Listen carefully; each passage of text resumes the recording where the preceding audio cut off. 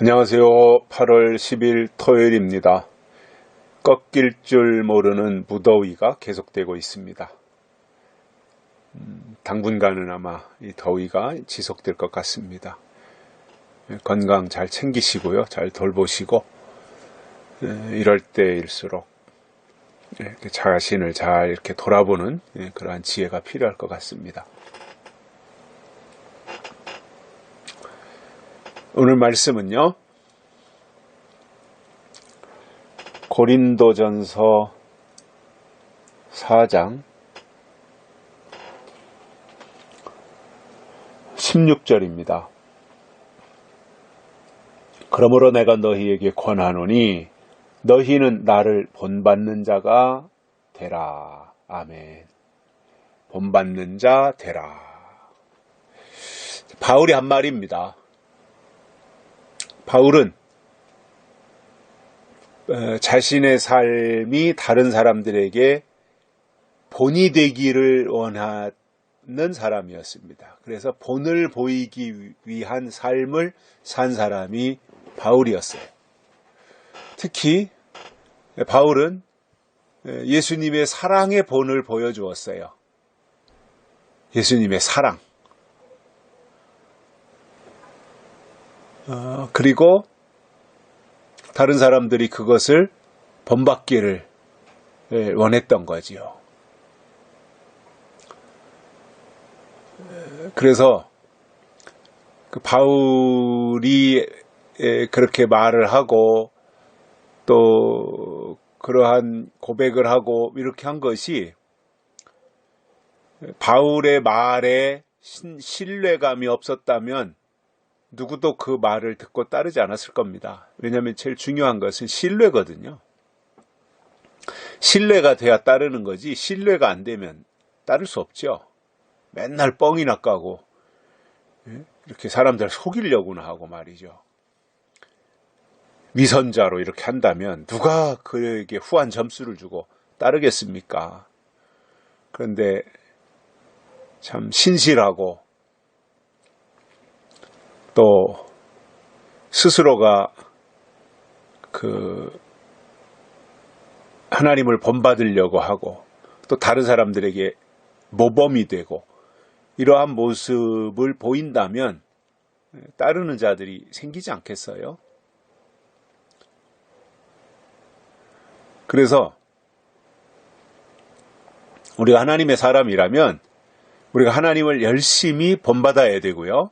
아울러 내 주변에 있는 사람들이 볼 때 나에게서 우리들에게서 본받을 것이 있는 사람이 되어야 돼요. 저는 이게 굉장히 중요하다고 봐요. 본받을 것이 있는 사람이 돼야죠. 너희는 나를 본받으라 그랬는데 본받을 게 없다면 어떻게 되겠습니까? 그래서 우리는 더 바르게 살아야 되고 칭찬 듣는 사람이 돼야 되고 주변에서 뭔가 이렇게 가치 있는 삶을 살아야 된다라는 거예요. 그러니까 이게 신앙과 삶을 일치시켜야 되는데 과거의 사람들을 보면 계시록을 말하고 뭐 진리가 어쩌니 이렇게 그냥 앵무새처럼 들은 것 가지고 말하는 사람들이 있었는데 그들을 보면 신앙과 생활이 따로따로였던 거죠. 그러니까 전혀 다른 사람에게 덕이 되지 못하고 본을 세우지 못했던 거예요. 그런 사람들을 여럿 봤어요, 저도. 너무 막 앞에서의 모습과 돌아섰을 때의 모습이 다르면 혼란스러워지거든요. 신앙과 생활이 같이 가야 되는데 신앙 따로 생활 따로 교회에서의 모습이 다르고 가정에 돌아가서의 모습이 다르다면 그건 굉장한 모순이죠. 그래서 얼마만큼 일치시킬 거냐. 신앙과 생활을 교회에서의 모습과 가정에서의 모습, 사회에서의 모습 이러한 것을 얼마나 일치시켜 놓느냐. 이것이 저는 신앙의 척도라고 봅니다. 절대로 말 가지고 되는 게 아니거든요. 어떻게 그것을 잘 일치시킬 거냐라고 하는 부분이에요. 그래서 본받을 게 있어야 돼요. 그냥 말로만 하는 게 아니라 뭐 율법적으로 그냥 스스로가 말이죠. 뭐 일부러 막 이 고행주의처럼 이런 식으로 다른 사람에게 보이려고 바리새인들처럼 이렇게 하는 거는 의미가 없고요. 정말 우러나오는 거 있잖아요. 우러나와서 하는 거. 우러나와서 베풀고, 우러나와서 사랑하고, 우러나와서 양보하고, 우러나와서 얼굴에 미소를 짓고, 헌신하고, 이러한 것이 되어야 다른 사람들이 볼 때 본받으려고 하지, 그게 안 되면 본받을 게 없어지는 거거든요. 사람들이 교회에 들어오면 그런 것 같아요. 저 같아도 그랬을 것 같고요. 예를 들어서 내가 교회 이제 새로 그 교회 등록을 하고 신앙생활 하려고 하는데 그 교회가 그냥 한 100여 명 모인다고 쳐요. 뭐 한 500명 모인다고 그래도 상관은 없고. 그러면 물론 교회 맨 처음에 가면 이제 목사님을 보겠죠. 목사님의 설교가 어떤가, 이 교회가 어느 교단에 어떻게 속했는가, 건전한 교회냐, 또 이상한 교회냐, 이런 거를 이제 다 처음에 탐색전을 하지 않겠어요? 몇 주 동안. 정하기 전까지. 제일 이제 비중을 차지하는 것이 목사님의 설교일 거고, 그러나 설교는 이제 처음 교회 갔을 때 이렇게, 그 설교를 듣고 이제 그 목사님을 대면하는 것이지만, 사실은 이렇게 나중에 교회를 결정한다라고 할 때는 저는 설교보다는 그분의 인격을 보고 선택할 것 같아요. 인격이 더 중요하잖아요. 그래서 그분의 인격을 보고 이제 그 교회를 내가 정하게 될 것 같고, 그리고 나서는 그 교회에서 내가 본받을 사람이 누구냐. 이 교회에서는 그래도 내가 누구를 신앙의 모델로 삼고 본받아서 같이 신앙의 어떤 동역자로서 어깨를 같이 하고 보폭을 맞추면서 할 수 있는 사람이 누구냐, 이러한 것을 이렇게 살펴보지 않겠습니까? 본받을 게 있는 사람을 선택하겠지요. 아울러 또 그러한 사람은 나도 이 교회에서 누군가에게 본이 되는 신앙생활을 해야 되겠다, 이런 생각도 하는 것이 정상이지 않겠습니까? 그래서 내가 다른 사람에게 신앙의 목표를 줄 수 있는 사람, 내가 다른 사람에게 신앙의 목표를 제시해 줄 수 있는 사람, 그리고 본받을 수 있는 사람, 이러한 사람이 되는 것이 저는 꼭 중요한 것이다.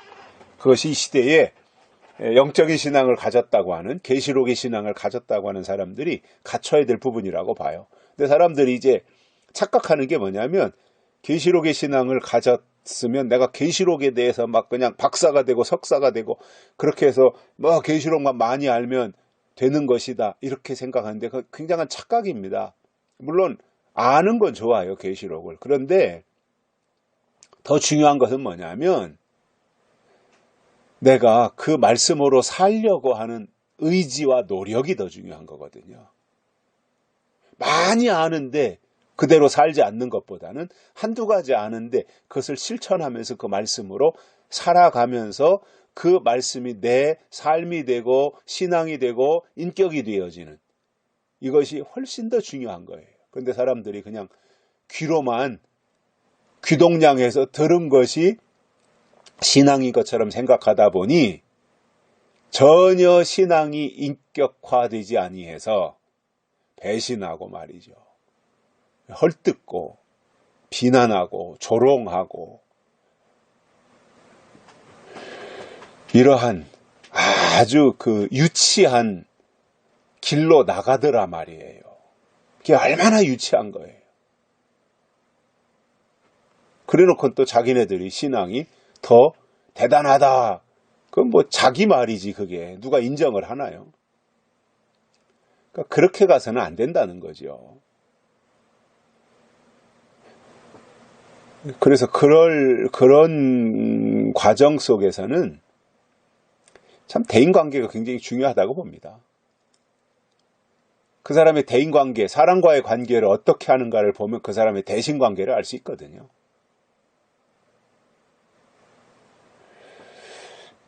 여기 그 바울이 말씀하는 내용을 보면 너희에게 권하노니 너희는 나를 본받는 자가 되라. 자, 이 짧은 한 절 말씀인데 굉장히 깊은 말씀이거든요. 왜냐하면 바울의 신앙과 인격, 영성이 여기에 다 담겨 있는 거예요.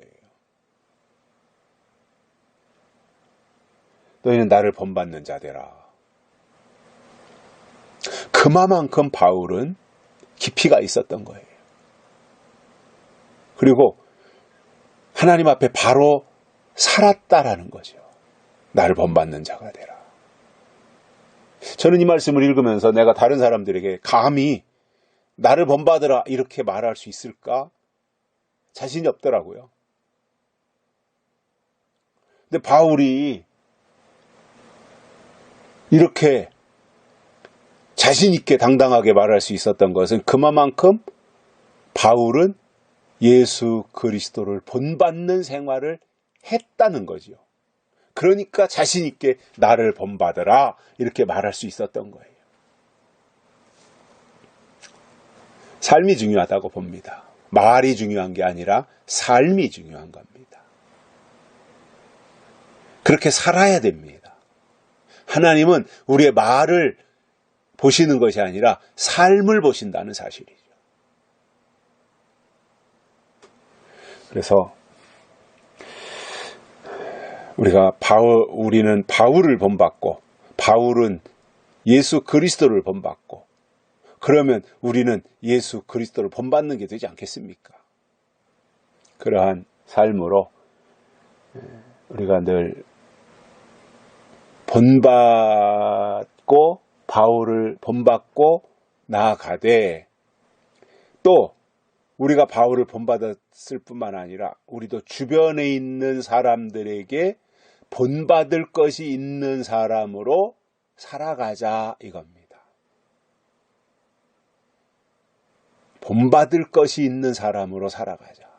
헐뜯고 맨 실수나 해서 욕이나 먹고 말만 만들어내고 뭐 이런 사람으로 사는 것이 아니라 그야말로 본받을 것이 있는 사람으로.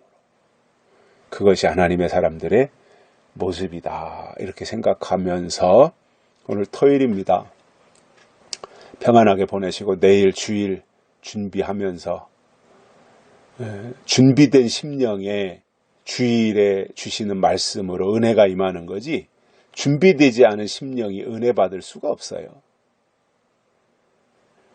그래서 오늘 또 주일을 준비하면서 마음속에 사모하는 마음으로 가득 찬 그러한 복된 하루 보내시기 바랍니다. 오늘 여기까지 합니다. 감사합니다.